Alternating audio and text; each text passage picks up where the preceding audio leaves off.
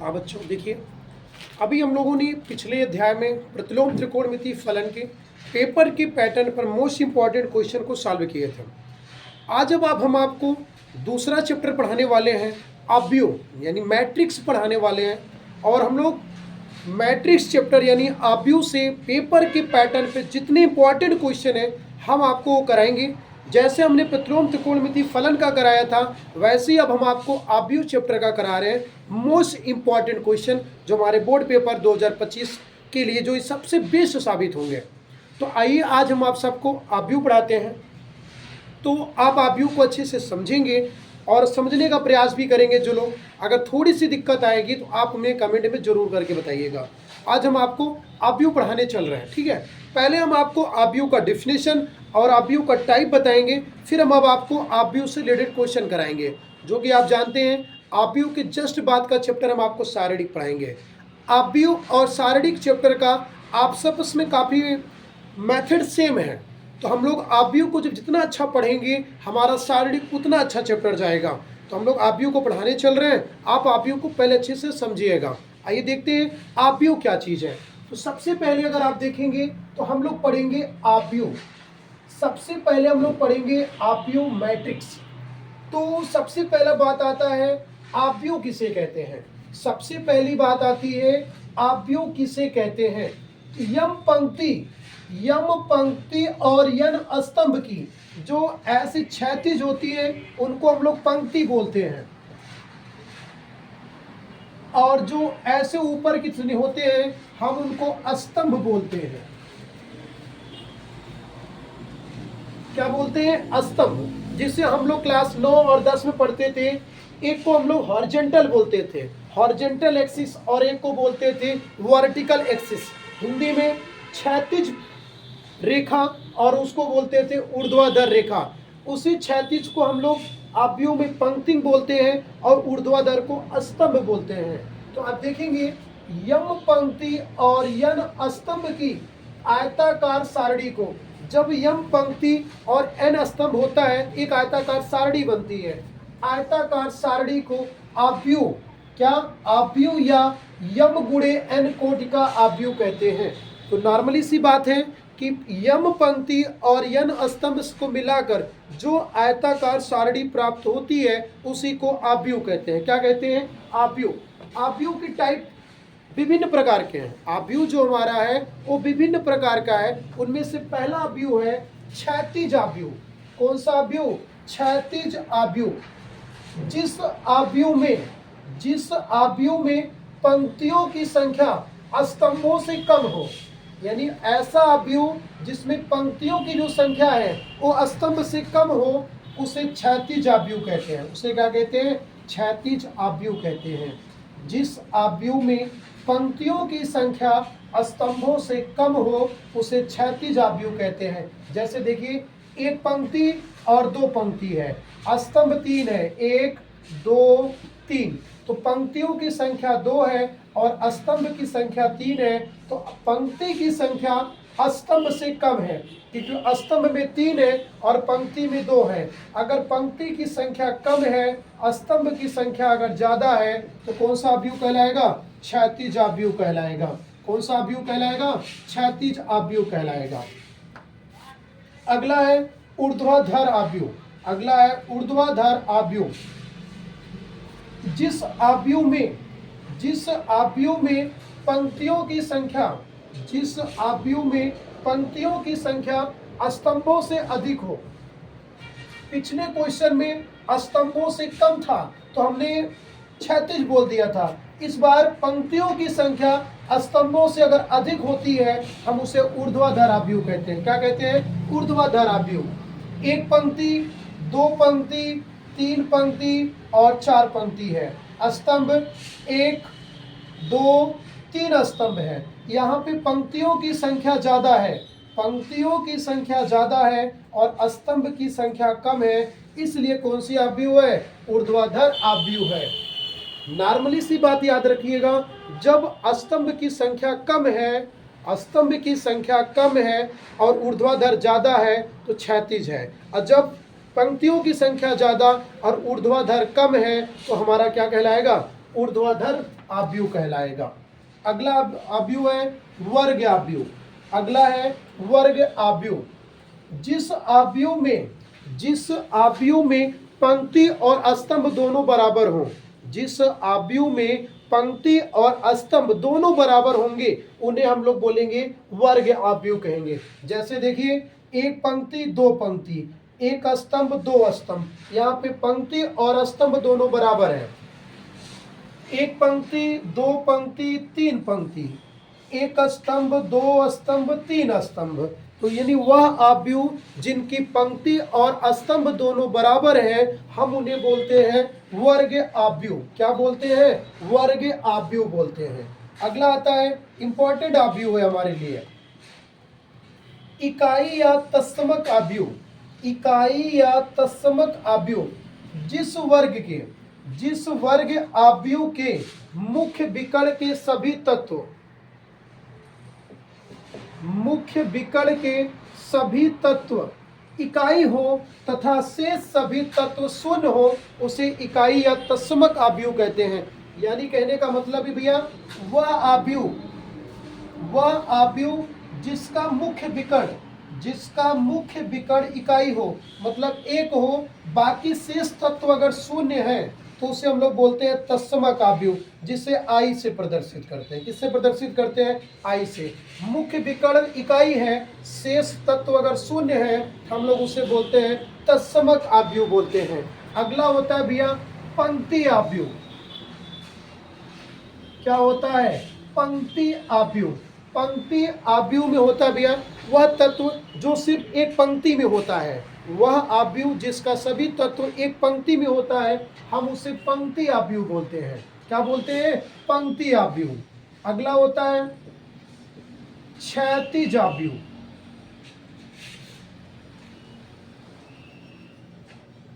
स्तंभ आव्यूह बनती है। स्तंभ आव्यूह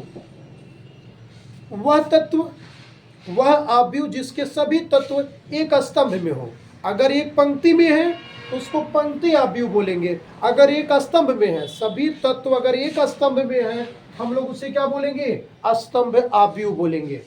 अगला होता है शून्य आव्यूह।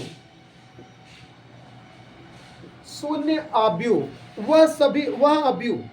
वह आव्यूह जिनके सभी तत्व शून्य हो, वह आव्यूह जिनके सभी तत्व शून्य हो उन्हें हम लोग शून्य आव्यूह बोलते हैं। एक बार सुन लीजिएगा भैया, पंक्ति आव्यूह जिनके सभी तत्व एक पंक्ति में होंगे उनको पंक्ति आव्यूह बोलते हैं।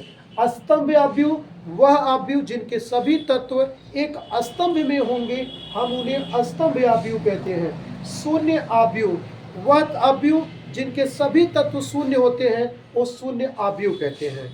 ये हो गया भैया हमारा आव्यूह से थोड़ा इंट्रोडक्शन करा दिया आपको, आव्यूह क्या है, कैसे कितने प्रकार के हैं। अब हम लोग आव्यूह का क्वेश्चन कराते हैं जो कि हमारे पेपर के अकॉर्डिंग मोस्ट इंपॉर्टेंट क्वेश्चन है। आव्यूह में हम आपको वही क्वेश्चन कराएंगे भैया जिसका सेम टू सेम प्रश्न आपके बोर्ड एग्जाम में मिलेगा।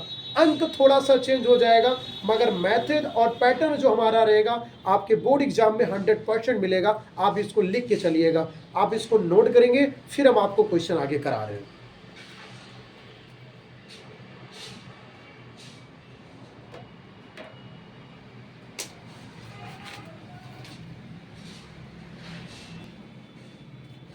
देखिए, अब हम आव्यूह डिफिनेशन कराने के बाद आव्यूह को क्वेश्चन कराने चल रहे हैं जो कि एक नंबर में ऐसे क्वेश्चन आपको देखने को मिलेंगे।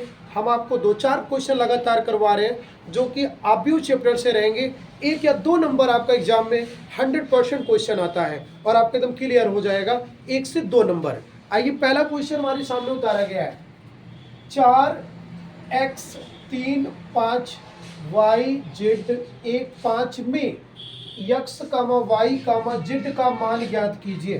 किसका मान बताना है? x, y, z का मान ज्ञात करना है। तो आपको एक चीज बता दे रहे हैं भैया, आव्यूह की जो पहचान है ये करड़ी से ऐसे ब्रैकेट बना रहेगा। आव्यूह की पहचान है, याद रखिएगा। दूसरी बात, आव्यूह का सबसे बेहतरीन मान पहली पंक्ति और पहला स्तंभ का जो मान होगा वही सेम मान अगर बराबर लगा है तो दूसरे आव्यूह का भी पहली पंक्ति और पहले स्तंभ का सेम मान होगा। कहने का मतलब है अगर दो आव्यूह को बराबर बोला जाता है तो पहली पंक्ति पहला मान, पहली पंक्ति दूसरा मान दोनों का आपस में बराबर होगा। कहने का मतलब है जिस भी क्रम का आव्यूह होगा, जिस भी क्रम का आव्यूह होगा, अगर बीच में बराबर का सिंबल है तो इस आव्यूह का प्रत्येक मान दूसरे आव्यूह के प्रत्येक मान के क्या होगा, बराबर होगा। अपनी पंक्ति और क्रम के हिसाब से दोनों आव्यूह के मान क्या होंगे, बराबर होंगे। यहाँ पे देखिए दोनों आव्यूह अगर बराबर है तो पहली पंक्ति पहले स्तंभ का मान 4 है, तो उस साइड में पहली पंक्ति और पहले स्तंभ का मान y है, तो y बराबर आ गया 4, y बराबर आ गया 4। पहली पंक्ति दूसरे स्तंभ का मान है 3, तो पहली पंक्ति दूसरे स्तंभ का मान है z, तो z बराबर 3। दूसरी पंक्ति पहला स्तंभ का मान है x, दूसरी पंक्ति पहले स्तंभ का मान है 1। तो हमारा x y z का मान पूछा जा रहा था, x y और z का मान आ गया।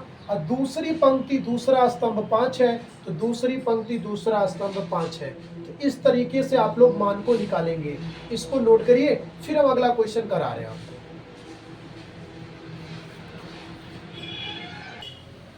देखिए आपका दूसरा प्रश्न है, इस बाएं पक्ष के आव्यूह का x plus y 2 5 plus z x y बराबर दूसरी तरफ का आव्यूह का मान 6 2 5 8। अभी हमने आपसे बताया है अगर दो आव्यूह बराबर है तो पहली पंक्ति पहला मान दूसरे आव्यूह का पहली पंक्ति पहला मान आपस में बराबर होगा। तो x प्लस वाई 6 के बराबर है, दूसरा मान दूसरे मान के बराबर है। तीसरा मान है 5 प्लस जेड 5 के बराबर है, 5 प्लस जेड 5 के बराबर है। 5 से 5 कट गया, जेड का मान 0 आ गया, जेड का मान 0, हमारा एक मान आ गया। तीसरा है एक्स वाई किसके बराबर है, 8 के। एक्स वाई किसके बराबर है, 8 के। तो हम लोग एक काम करते हैं भैया, ये प्लस है उधर जाएगा माइनस, इक्वेशन फर्स्ट बोल देते हैं इसको, पहले मान को इक्वेशन फर्स्ट, और ये जो इसको माना इसको इक्वेशन सेकंड बोल देते हैं। समीकरण सेकंड में यक्स का मान रखने पर यक्स का मान है 6 माइनस वाई, बगल में y बराबर करके आप 8 लिखेंगे भैया। 6 कम 6 वाई स्क्वायर बराबर 8। ये माइनस से उधर जाएगा प्लस, और ये प्लस से उधर जाएगा माइनस, वहाँ पहले से 8 बराबर 0, बराबर क्या है 0। अब हम सब यहाँ पे द्विघात समीकरण को हल करेंगे। 8 एकम 8, 8 एकम 8, गुणा करने पे 8 और जोड़ने पे 6 आ जाए, जोड़ने पे क्या आ जाए 6। तो 4 दूनी 8, 4 और 2 का गुणा करोगे 8 आएगा, और 4 में 2 जोड़ोगे 6 आएगा। वाई स्क्वायर माइनस 4 प्लस 2 वाई प्लस 8 बराबर 0। 4 एकम 4 वाई माइनस प्लस माइनस 2 एकम 2 वाई प्लस 8 बराबर 0। एक y कॉमन कर लो, y माइनस y निकल गया 4 बचेगा भैया, 2 कॉमन, माइनस प्लस माइनस 2 चौके 8 बराबर 0। अब हम लोग सेम चीज को कॉमन कर लेंगे, अगले ब्रैकेट में बचेगा y माइनस 2 बराबर 0, y माइनस 4 बराबर 0, y माइनस 2 बराबर 0। ये माइनस से उधर जाएगा प्लस, और ये माइनस उधर जाएगा प्लस, तो y के 2 मान आ गए, y के 2 मान आ गए, 2 और 4। तो पहले आप 4 को समीकरण 1 में रखिए, फिर आप 2 को समीकरण 1 में रखिए। जब आप 4 रखेंगे तो 6 में से 4 घटाएंगे 2 आएगा। अगर आपने 2 रखा तो 6 में 2 घटाएंगे तो 4 आएगा। कितना आएगा? 4 आएगा। इस तरह से z पहले ही निकला था, अब x और y का मान आ गया। आप अच्छे से नोट करिए, समझ के नोट करिए, आप ऐसे ही नहीं समझिए, अच्छे से समझिए तब नोट करिए। फिर भी अगर आपको दिक्कत आती है तो आप हमें कमेंट बॉक्स में जरूर बताएं, नोट करेंगे इनको आप।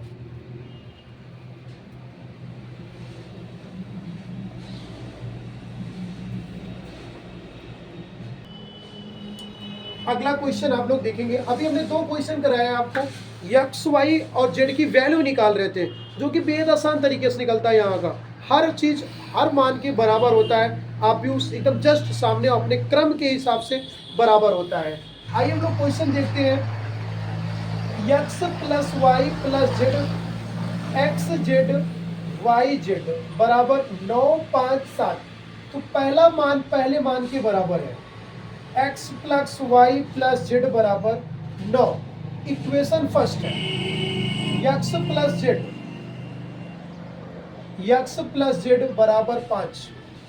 इक्वेशन सेकंड है y प्लस जेड बराबर 7। इक्वेशन थर्ड है।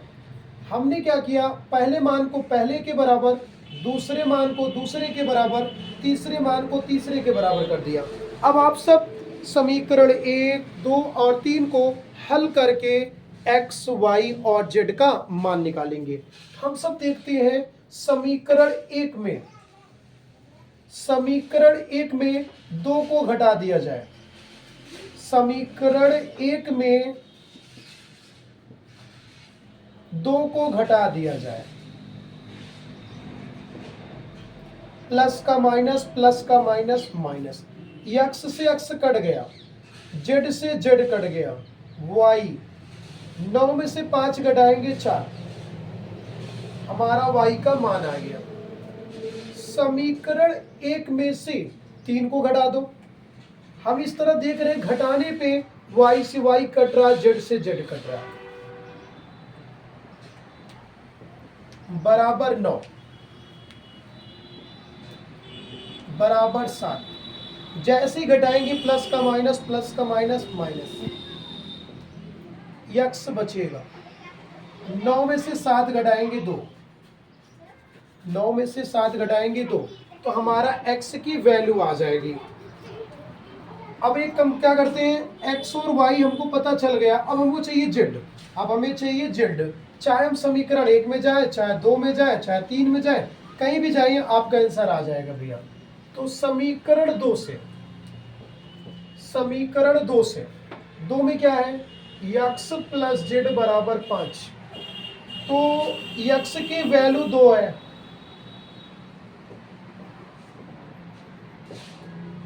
ये प्लस है, उधर जाएगा माइनस। 5 में से 2 घटा देंगे 3। तो आप लोगों ने देखा कि हमने मान को बराबर करते हुए समीकरण बना दिया।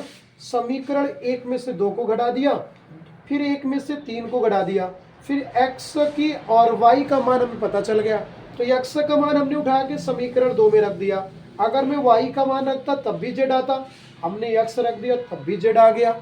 या तो x और y दोनों उठा के समीकरण 1 में रख दें तब भी हमारा z आएगा। हमें कोई भी एक मान रख के समीकरण से निकाल लेना था। तो ये क्वेश्चन हमारे एग्जाम में 1 या 2 नंबर का बनता है। ये क्वेश्चन हमारे एग्जाम में 1 से 2 नंबर का बनता है। आप इसको अच्छे से समझ लिए होंगे, हम जहाँ तक जान रहे हैं। तो आप व्यू से आपका ये अगर 2 नंबर क्या होता है, फिक्स हो जाता है। हम आपको एक क्वेश्चन और करा देते हैं, फिर हम अपने अगले टाइप पे जाते हैं। आप अपना 1 से 2 नंबर का जो टाइप है इसको अच्छी तरीके से क्लियर कर लीजिए। अब हम आपको आगे से कराते हैं जहाँ से पेपर में मोस्ट इंपॉर्टेंट क्वेश्चन आएगा, आप इसको नोट करेंगे।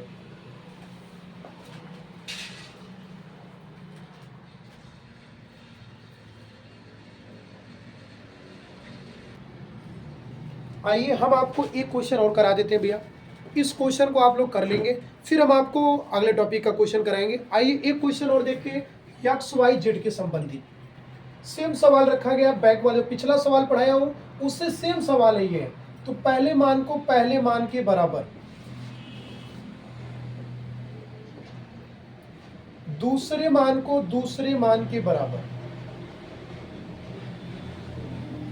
तीसरे मान को तीसरे मान के बराबर, तीसरे मान को तीसरे मान के बराबर करिए आप लोग। तो आइए देखते हैं हम लोग 1, 2 और 3 समीकरण को हल करके, हम लोग तीनों समीकरण को हल करके एक्स वाई जेड का मान निकालेंगे। अगर जब हम अपने पहले इक्वेशन को देख रहे हैं, कहने का मतलब पहले समीकरण को जब हम देखते हैं, यहाँ पे माइनस है तो नीचे प्लस है। अगर मैं जोड़ूं, ये प्लस और ये माइनस कट जाएगा, ये प्लस और ये माइनस कट जाएगा। तो 1 + 2, 1 + 2, एक कौन है? -x। 2 वाला समीकरण, दोनों को जोड़ दीजिए आप। 1 1 2 जेड, 2 1 3, तो जेड का मान आ गया 3/2। जेड का मान आ गया 3/2। अगर हम और समझें तो 2 + 3, 2 + 3, y से y कट रहा, जेड से जेड कट रहा, बराबर 2। x + y - z बराबर 3। अब हम इनको जोड़ेंगे, जैसे x x 2x, 3 2 5, x बराबर 5/2। x का मान क्या आ गया? 5/2। अब आप लोग 3 में से 1 जोड़ दो भैया, 3 में से 1 जोड़ दो, 3 1,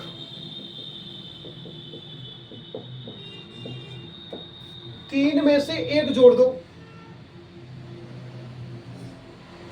1 1 2 y, 3 1 4, 2 दूनी 4, y का मान 2। तो आप लोग सवाल को देख लीजिए, अच्छे से समझ लीजिए कि आव्यूह की प्रत्येक क्रम का मान दूसरे आव्यूह के प्रत्येक क्रम के मान के बराबर होता है। जिस टॉपिक पर हमने एक्स वाई का मान नॉर्मल तरीके से निकाल लिया, ये हमारे बोर्ड एग्जाम में 1 से 2 नंबर का आता है भैया, इससे ज़्यादा नहीं आता है। तो आप इसको क्लियर कर लेंगे तो आपका बोर्ड एग्जाम के तहत 1 से 2 नंबर क्लियर हो जाएगा। अब इन सवालों को हम नोट कर लीजिए, अच्छे से समझ भी लीजिए। अब हम आपको अगले टाइप की तरफ चल रहे हैं, जो कि हमारे आव्यूह चैप्टर से अगले टाइप से प्रश्न पेपर में किस तरीके से आते हैं। तो आप लोग इसको अच्छे से नोट कर लीजिए और समझ लीजिएगा। थोड़ी सी अगर किसी को प्रॉब्लम होगी तो आप हमें कमेंट में जरूर बताइएगा। और अगर आपको लगता है कि किसी और चैप्टर को शुरू की जाए, जो चैप्टर आप कहोगे कमेंट कर दोगे, हम उस चैप्टर को पढ़ा देंगे। पढ़ाना हमें बोर्ड एग्जाम से पहले आपको सारे चैप्टर हैं, एग्जाम से पहले 100 में 100 नंबर हम आपका क्लियर कराएंगे। और पूरा ये आप देखिएगा, इस वीडियो से पूरा मैच करता रहेगा। तो बस आप लोग अच्छे से पढ़ते रहिए और चैनल को शेयर और सब्सक्राइब जरूर करिएगा, वीडियो को लाइक भी जरूर करिएगा भैया, ठीक है। और कमेंट में जरूर बताइएगा आपको ये वीडियो कैसा लगा, ठीक है। सवाल को नोट करेंगे हम।